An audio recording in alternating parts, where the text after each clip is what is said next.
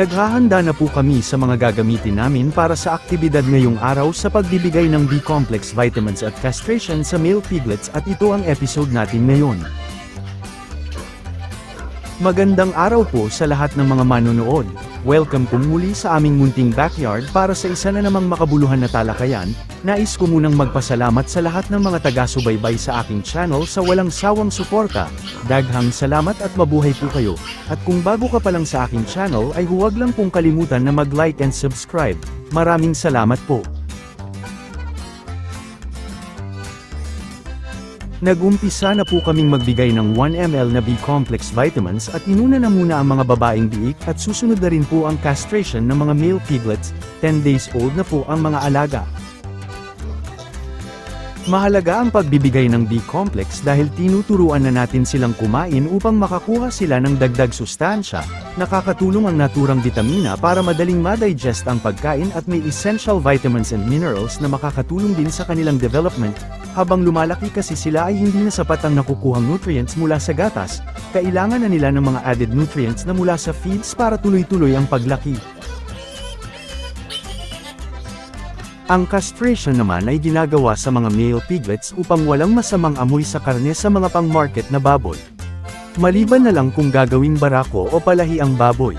Maaaring gawin ito mga 3 days hanggang 14 days old. The more bata ang biik ay mas mabilis ang paghilom ng mga sugat. Sa ganitong proseso ay maaari ring magbigay ng antibacterial para iwas sa infection dahil sa natamong mga sugat.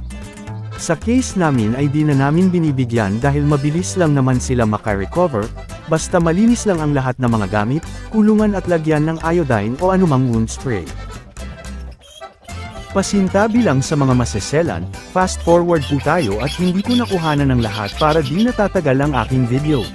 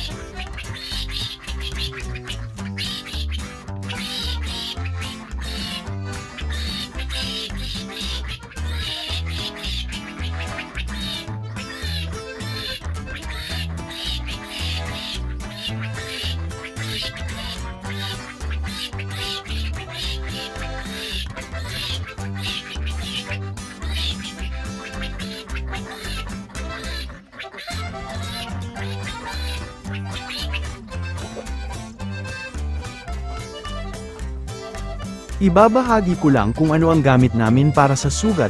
Naubusan kasi kami ng iodine kaya ito na muna ang ibinigay.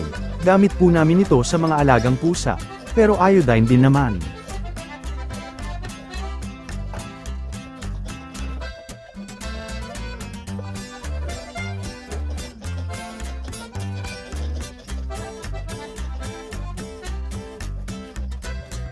A few moments later.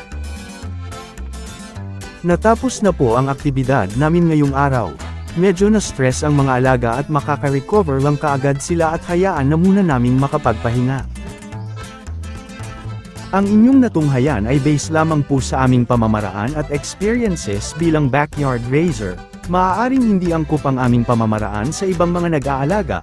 Hanggang dito na lamang po ang aking video. Sana ay inyong nagustuhan at may nakuhang mga simpleng kaalaman sa munti kong ibinahagi. Hanggang sa muli. Daghang salamat sa inyong oras sa panunood at happy farming po mga kaibigan.